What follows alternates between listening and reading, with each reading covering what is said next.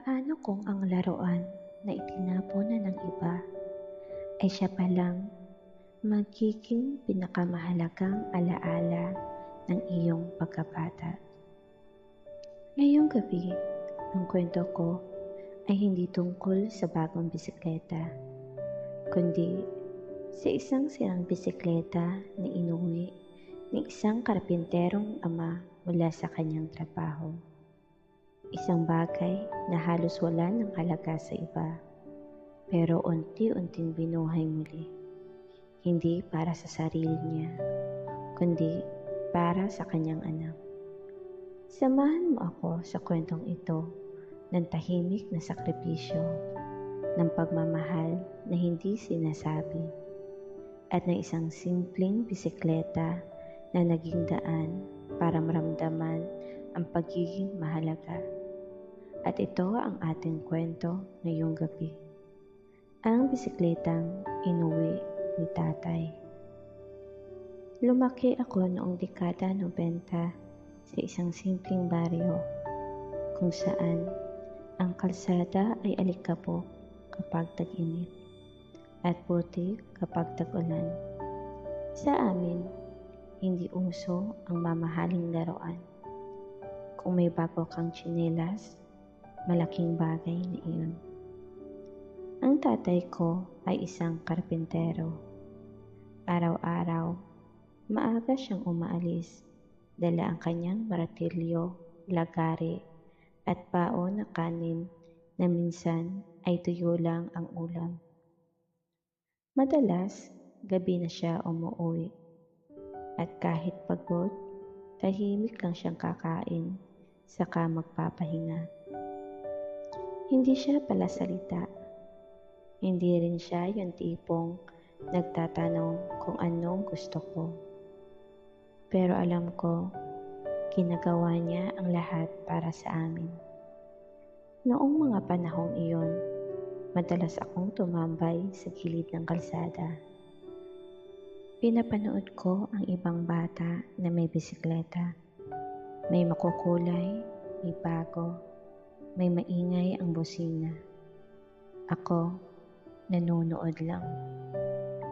Minsan, iniisip ko, kailan kaya ako magkakaroon ng ganun? Pero hindi ko kailanman sinabi kay tatay. Alam ko kasi, hindi madali ang buhay. Isang hapon, umuwi si tatay ng mas maaga kaysa karaniwan. May dala siyang kakaiba. Isang bisikleta. Pero hindi ito tulad ng sa ibang bata. Kupas ang pintura, may kalawang ang kadena, ang gulong, halos hindi na umiikot ng maayos. Halatang luma na at matagal nang hindi nagagamit. Nilapag niya ito sa bakuran. Tahimik, walang paliwanag, hanggang sa marinig ko si nanay. Saan mo nakuha yan? Sabi ni tatay, galing daw iyon sa pinagtatrabahuhan niya. Laruan daw iyon ng anak ng amo niya. Hindi na ginagamit, sira na, at ipapagawa sana o itatapon na lang. Kaya ibinigay na lang sa kanya. Baka magamit pa namin, sabi niya. Simple lang, pero para sa akin, parang may kumurap na liwanag sa dibdib ko. Kinabukasan, nakita ko si tatay sa bakuran. Hindi siya agad pumasok para magpahinga. Sa halip, kinuha niya ang bisikleta. Isa-isa niyang sinuri. Hinawakan ang kadena, inikot ang gulong, tinapik ang bakal na parang kinakausap. Wala siyang sinabi, pero alam kong may balak siya. Araw-araw, pagkatapos ng trabaho, doon siya sa bakuran. May dala siyang langis, lumang basahan, at kung ano-anong gamit.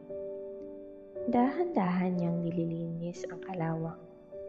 Inayos ang kadena, pinipihit ang mga tornilyo. Minsan, nakaupo lang siya, tahimik. Tinitignan kung ano pa ang dapat ayusin. Hindi ko siya nilalapitan. Nakaupo lang ako sa gilid at pinapanood siya. Hindi niya ako pinapansin, pero ramdam ko, ginagawa niya iyon para sa akin. Lumipas ang ilang araw, hanggang sa isang hapon, tinawag niya ako.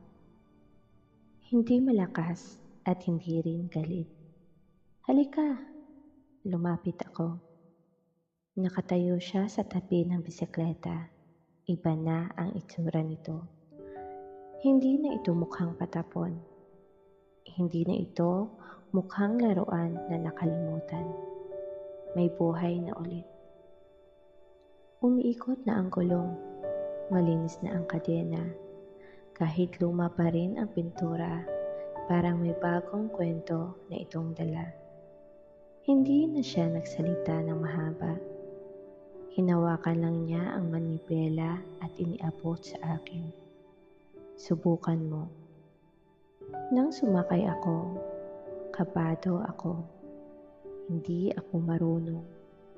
Unang padyak ko, muntik akong matumba. Pero nandun si tatay. Hindi siya madaldal. Hindi siya nagtuturo ng mahaba.